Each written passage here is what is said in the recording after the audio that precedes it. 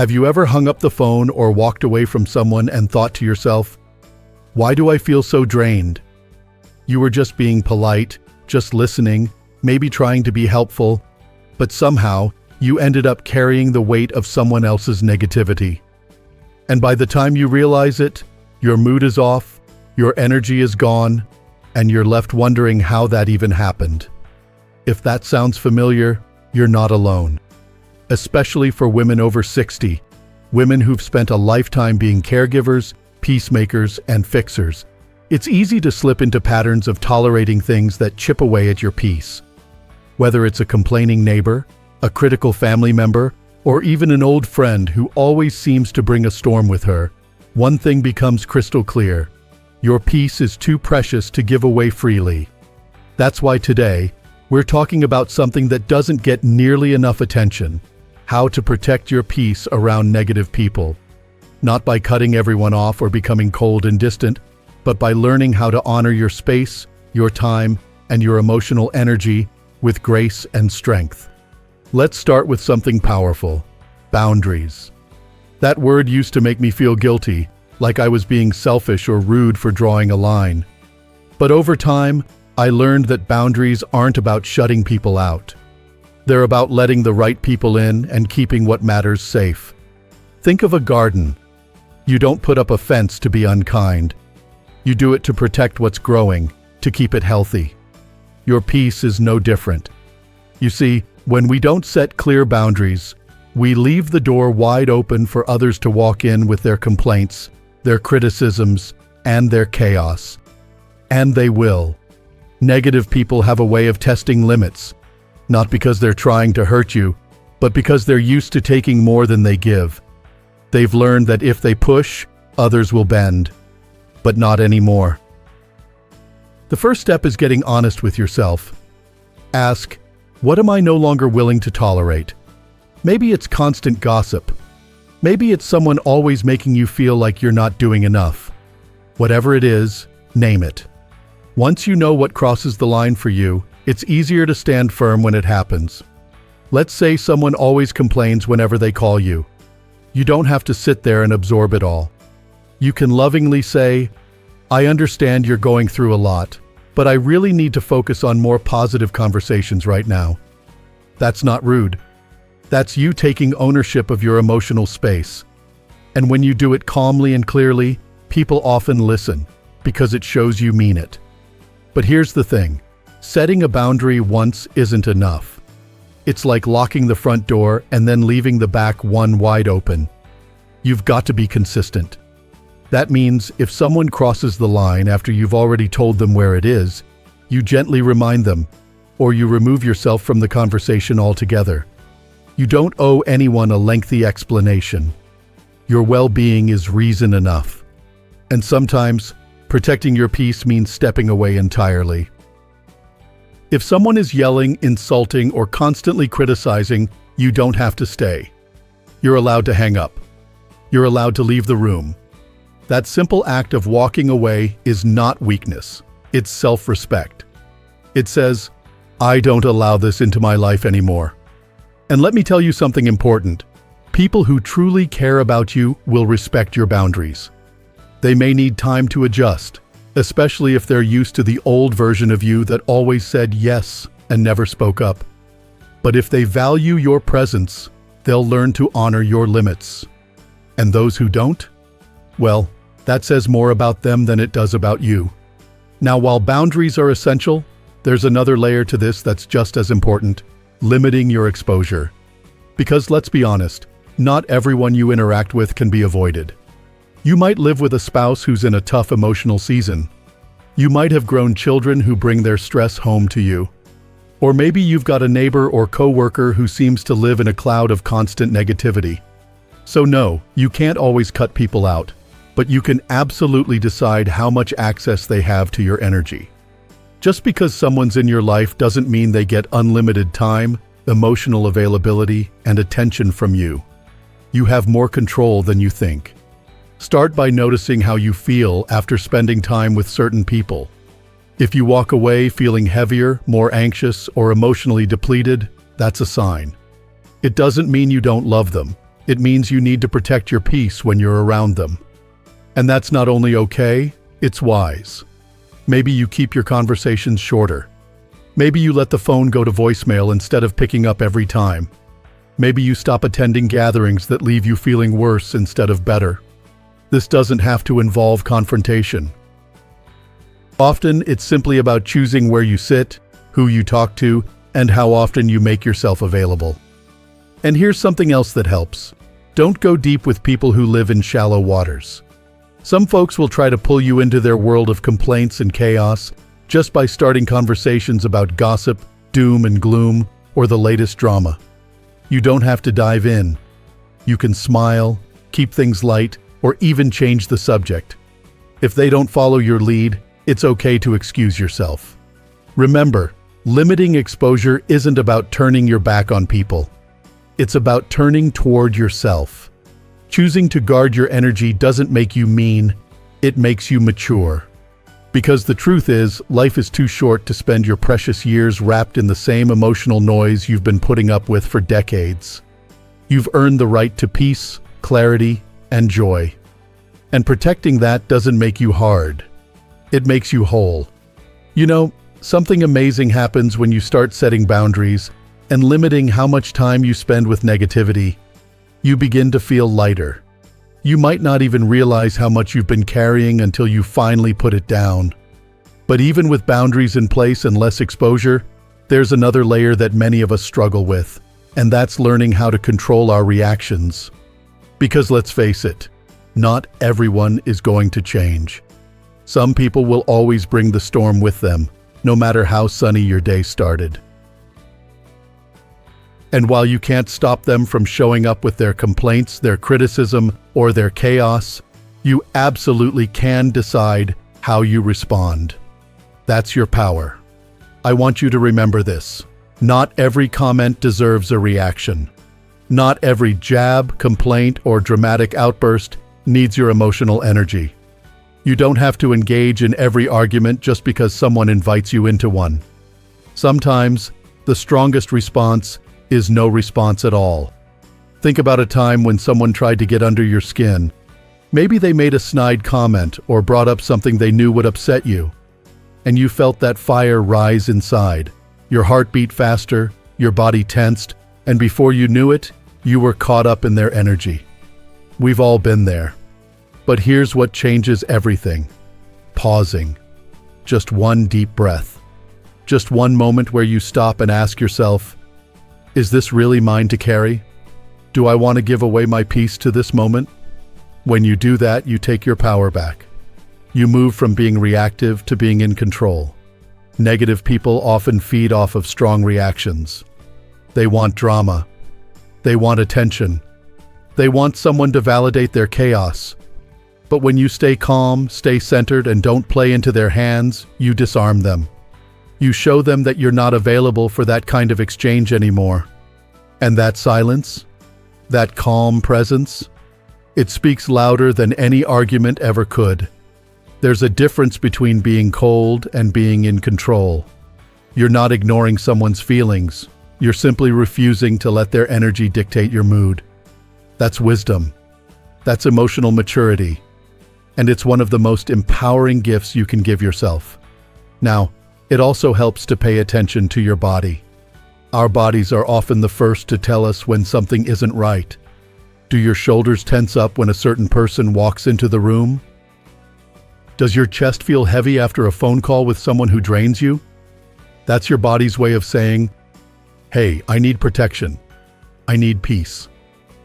So when you feel that shift, pause. Ground yourself. Take a breath and remind yourself, I get to choose how I show up in this moment. I don't have to react. I can observe, and I can protect my peace. Another helpful trick is emotional detachment. Not in a cold or uncaring way, but in a gentle, healthy way. It means understanding that other people's negativity is often not about you. It's their own stress, fear, or unhappiness spilling over. And if you're not careful, you'll end up absorbing something that was never yours in the first place. Detachment means you stop personalizing everything. You stop trying to fix them, prove something to them or carry their emotional load. You let them feel what they feel, while you remain rooted in your own calm. And while we're here, let's talk about another beautiful shift, where you choose to focus your attention. Because what you focus on grows. If you spend your time locked into someone else's negativity, their complaints, their fear, their anger, guess what begins to grow in you? That same energy. It sneaks in and takes up space where your joy should be. But the opposite is also true. When you shift your focus to what's working, what's good, what you're grateful for, your entire emotional state changes. You don't have to deny the negative. You're just choosing not to live there. Let's say you're having a conversation and someone starts spiraling into complaints again. You don't have to match their energy. You can gently guide the conversation towards something lighter, or even shift your focus in your own mind. Maybe while they're talking, you start thinking about the walk you'll take later, or that book you're loving, or the sunshine outside your window. It doesn't mean you're not listening, it just means you're not letting their mood become yours. Gratitude, even in tiny doses, can be a powerful tool. If you find yourself caught in a heavy moment, try this. In your mind, list 3 things you're grateful for right then and there. It could be your health, the peace in your home, a good cup of tea, anything. That quiet inner shift helps keep you anchored while the storm passes around you. One of the biggest traps we fall into is thinking we have to fix other people's negativity. That if we just say the right thing or give the right advice, they'll see the light and change. But that's not your job. Your job is to protect your peace, not rescue someone from their mindset. You can care deeply about someone without carrying their burden. You can listen with compassion without joining them in the emotional quicksand. That's the difference between support and sacrifice. And you don't have to sacrifice your mental health to prove you care. This is your time now. You've given so much to others over the years. You've listened, helped, sacrificed, and put your own needs on the back burner more times than you can count. But now, it's about choosing where your energy goes. Choosing to focus on what builds you up, not what tears you down. Choosing to respond from a place of peace instead of reacting from a place of pain. Because when you start doing that, when you shift your focus and protect your reactions, something incredible happens. You become unshakable. You move through your day with more grace, more strength, and more joy. And negativity? It loses its power over you. Sometimes the best way to protect your peace isn't about what you say, or even what you do. It's about who you let into your inner world. Because no matter how strong your boundaries are, no matter how calm your reactions, the truth is, we all need support. Not just any support, but the kind that reminds you of who you are when the world gets loud. That's why building a strong support system is one of the most important things you can do to keep your peace steady. And here's the beautiful part. It doesn't take a crowd. You don't need a dozen people in your corner. Sometimes, 1 or 2 genuine, grounded, emotionally healthy friends can make all the difference in the world. So let's talk about what real support looks like. It's not always the person who gives advice or the one who jumps in to fix things. Real support feels like warmth, like understanding, like someone who listens, not just to your words, but to the heart behind them. It's someone who doesn't feed drama, who doesn't fuel your anger, but instead reminds you of your peace. You know you've found the right kind of support when you leave a conversation feeling lighter, not heavier. When your thoughts feel clearer. When you feel more like yourself again. That's the kind of presence that restores you after being around someone who drains you. And if you're thinking, I don't really have people like that right now, let me say this, it's never too late to build your circle. Some of the most meaningful relationships in life come later. And they don't always look like best friends or family. Sometimes your support comes in the form of a neighbor who makes you smile, a friend from church, a person you meet in a group or class who simply feels safe. The key is to be intentional.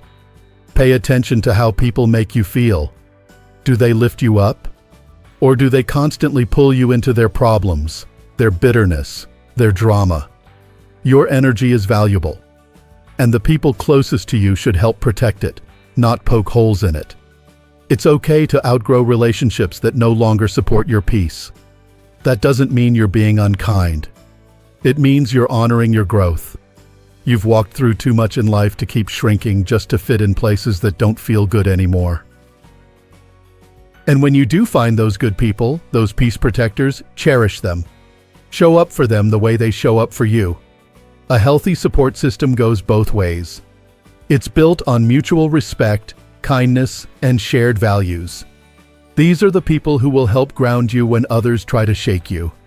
But even with a good support system, there's one more piece of the puzzle that brings it all together. And that's self-care. Real, daily, nourishing self-care. Not just bubble baths or spa days, though those are lovely too, but the kind of care that builds you from the inside out. Because the truth is, no matter how much negativity you remove from your life, the world will still be noisy. People will still disappoint you. Life will still throw curveballs. And if you're not tending to your own heart, your own mind, and your own body, it's easy to feel worn down, even by small things. Self-care is how you refill your cup. It's how you stay strong and centered in a world that often pulls you in a dozen directions. And the best part? It doesn't have to be complicated.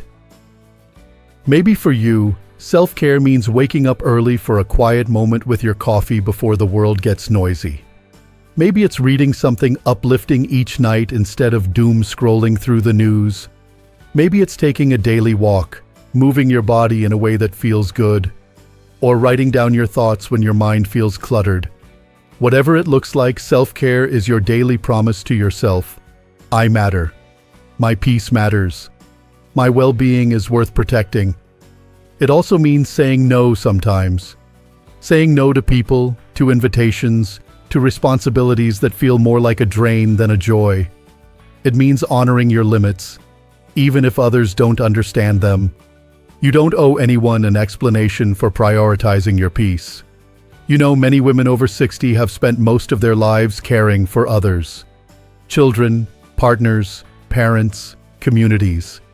And while that care was filled with love, it often left very little room for their own needs. But now, this chapter of your life, it's for you. It's for restoration, reflection, renewal. You deserve that. And here's something powerful. When you take good care of yourself, emotionally and physically, you become more resilient. You stop reacting to every little jab. You stop personalizing things that used to hurt you. You stop carrying emotional weight that doesn't belong to you. That's the magic of self-care. It gives you space. Space to breathe. Space to grow. Space to live in peace. So the next time life feels heavy or someone tries to drag you into their storm, ask yourself this: have I taken care of me today? Have I given myself what I need before giving to everyone else? Because your peace isn't just a luxury, it's a foundation. And when it's strong, everything else becomes easier. The conversations, the decisions, the boundaries, they all come from a place of calm, not chaos. You may not be able to change the world around you. You may still encounter negative people, but you can absolutely change how you show up. And when you surround yourself with love, practice daily self-respect, and stay anchored in what matters, you become a force of peace no one can shake. There's a quiet kind of strength that grows inside you when you finally stop apologizing for protecting your peace. It's not loud. It's not dramatic. It doesn't need to prove anything to anyone. It simply says, I know who I am now, and I get to choose how I live, who I let close, and where my energy goes. And maybe, for the first time in your life, that feels like freedom. Because here's the truth. Negative people may always exist. They might show up in unexpected places, in your own family, your neighborhood, or even among longtime friends. But just because they're present doesn't mean they get to control how you feel, how you act, or how you move through your day. What matters is that you've learned to recognize what drains you. You've learned how to gently but firmly draw the line. You've stopped over-explaining, stopped feeling guilty for needing space, and stopped trying to be everything for everyone at the cost of yourself. You've also discovered that it's okay to walk away, not with anger, but with clarity. That it's okay to outgrow people. That peace is not something you earn by pleasing others, it's something you protect by pleasing your soul. And it's not about perfection. There will still be moments where your energy dips, where someone gets under your skin, or where an old pattern tries to pull you back in. That's human. But now you know how to catch it.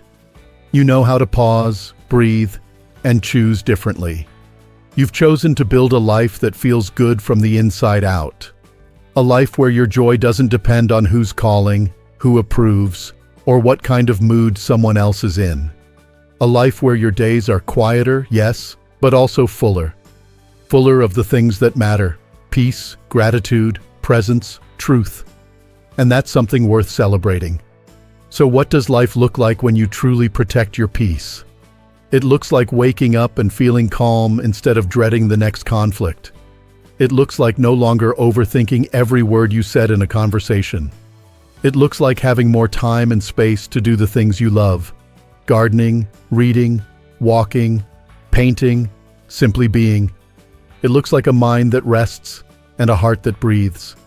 It means you stop rescuing everyone and start reclaiming yourself.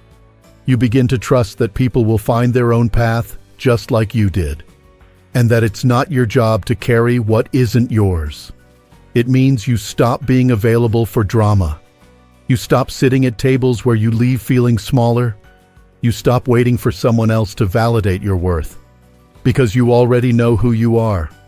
And if no one's told you lately, you are worthy of peace. You are worthy of joy.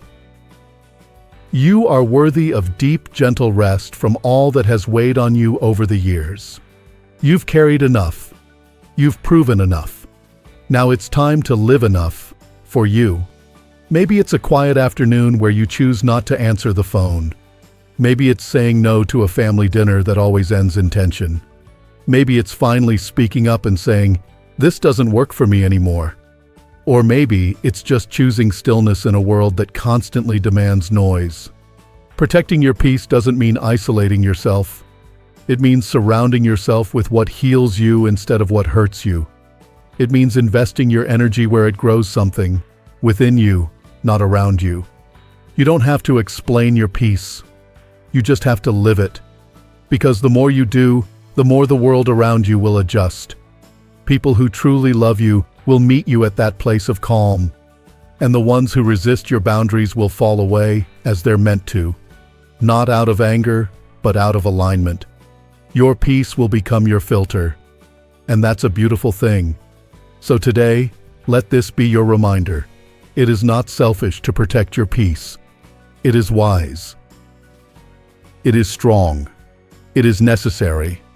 You've spent so much of your life being there for others. But now it's your turn. Your turn to rest without guilt, to say no without apology, to love yourself the way you've loved everyone else.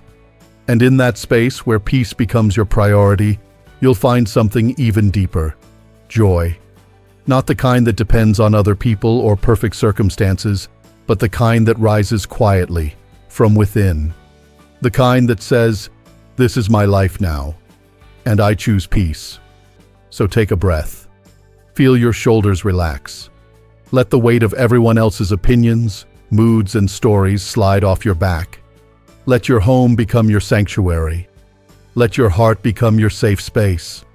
You don't need to change the world around you to find peace. You just need to change what you allow in. And from this place of calm strength, you'll begin to notice something powerful.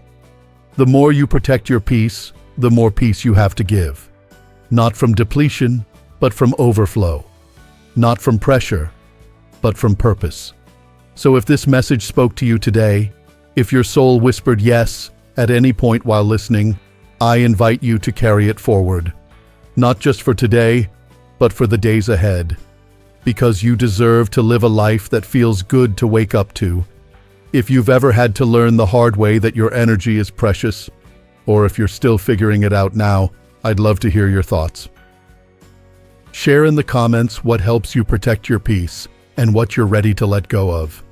And if this video gave you something to think about, something to feel, or something to hold on to, go ahead and tap that like button and subscribe to Strong Elderly Life for more conversations just like this one. We're here to grow stronger, wiser, and more at peace together. Because here's the truth, my friend, life doesn't end after 60. Sometimes that's when the real living begins. And peace? That's where it starts. Here's to living your best life. Calm, confident, and completely on your own terms.